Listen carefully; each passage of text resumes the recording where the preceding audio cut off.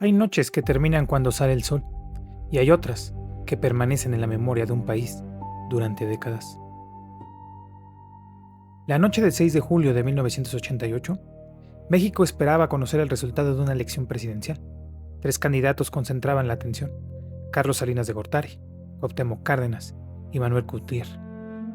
La elección era cerrada, el país estaba dividido, y mientras millones de mexicanos esperaban frente a sus televisores, algo ocurrió. El sistema de cómputo dejó de reportar los resultados. La explicación oficial fue: el sistema se cayó. Desde entonces, esa frase quedó grabada en la historia de la política de México, y junto a ella, un nombre: Manuel Bartlett. Pero, ¿qué ocurrió realmente aquella noche? ¿Fue una falla técnica? ¿Fue una decisión política?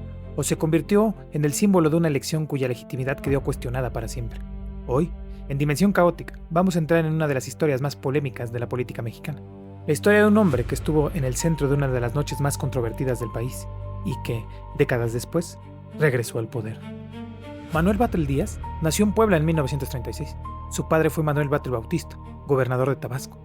Desde joven estuvo vinculado a la política, estudió Derecho y posteriormente realizó estudios de posgrado. Su carrera comenzó a crecer dentro del sistema político mexicano durante décadas. El Partido Revolucionario Institucional dominó la vida política del país y Bartlett se convirtió en uno de sus hombres más importantes. Fue senador, subsecretario, secretario de Gobernación y gobernador de Puebla. Pero su nombre quedaría asociado para siempre con un acontecimiento: 1988.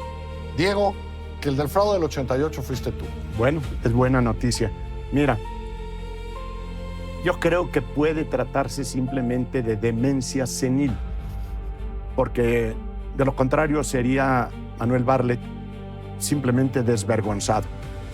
La caída del sistema que ahora niega está en todos los medios de comunicación de la época, y yo te ofrezco traerte pronto el video de cuando yo le reclamo la caída del sistema y cuando él dice que va a hacer que vuelva a operar el sistema.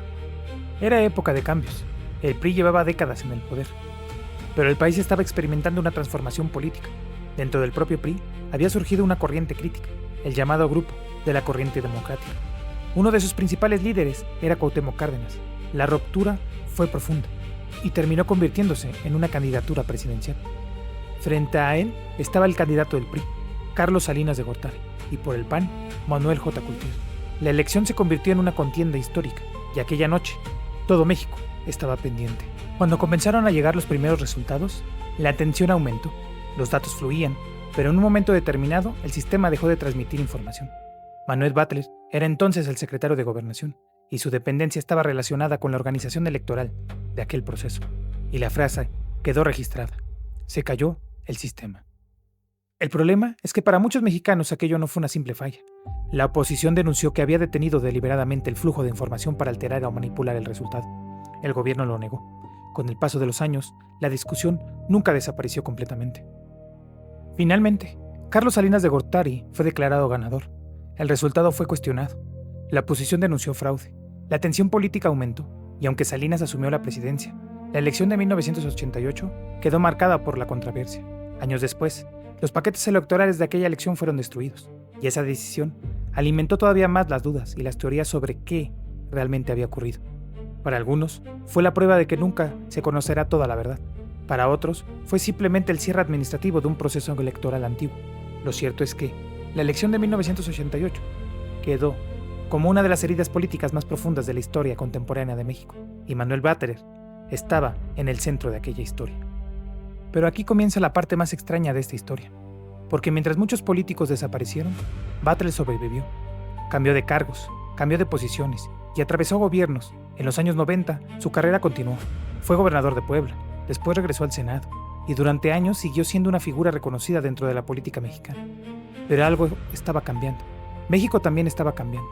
El PRI perdió la presidencia en el año 2000, y después de más de 7 décadas, el partido que había dominado la política mexicana dejaba los pinos, y Bartlett, que había sido uno de sus hombres más importantes, terminaba alejándose de aquella estructura. Años después ocurrió algo que muchos consideran inesperado. Manuel Bartlett se acercó políticamente a Andrés Manuel López Obrador. El hombre asociado históricamente con el PRI terminaba formando parte del movimiento que buscaba transformar la política mexicana. Y entonces, en 2018, llegó el momento más inesperado. López Obrador ganó la presidencia y Bartlett Fue nombrado director general de la Comisión Federal de Electricidad. La noticia provocó reacciones. Algunos lo consideraron una muestra de experiencia política. Otros recordaron inmediatamente 1988.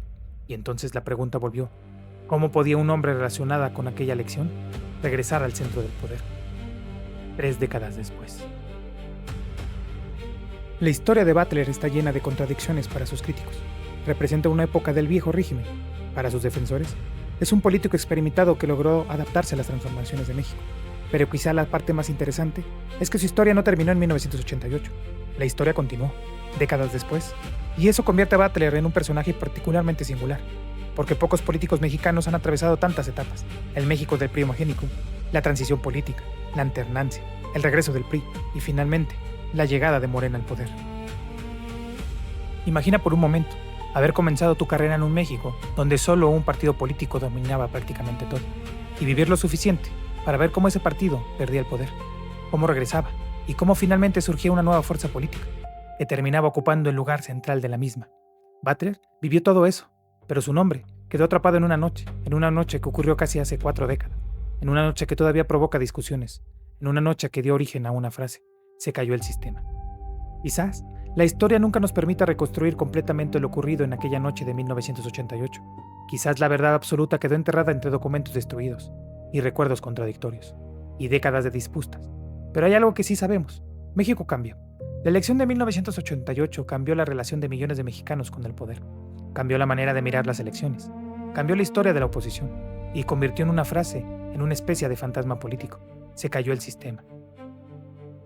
Pero la pregunta más inquietante no es el sistema si se cayó. La pregunta es cómo ocurrió después, o qué ocurrió después, porque mientras México cambiaba, mientras los partidos caían, mientras otros políticos desaparecían, Manuel Butler continuó, y décadas después, el hombre que había estado en el centro de aquella noche volvió a ocupar un lugar privilegiado dentro del poder. Tal vez esa sea la verdadera historia, no la de un sistema que se cayó, sino la de un hombre que, contra todo pronóstico, nunca dejó de caminar dentro de él. Hay historias que terminan cuando se apagan las cámaras, y otras que continúan durante décadas. Si quieres conocer las historias que se esconden detrás de los nombres que marcaron a México, suscríbete a Dimensión Caótica. Y si la música que escuchaste en este documental te llevó a otra época, te invitamos a conocer Sonidos de la Dimensión, nuestro espacio dedicado a las canciones y atmósferas y bandas sonoras originales que acompañan nuestras historias. Porque en Dimensión Caótica contamos la historia y en Sonidos de la Dimensión dejamos que la historia se escuche. Y no olvides suscribirte aquí en tu canal Dimensión Caótica. Vámonos.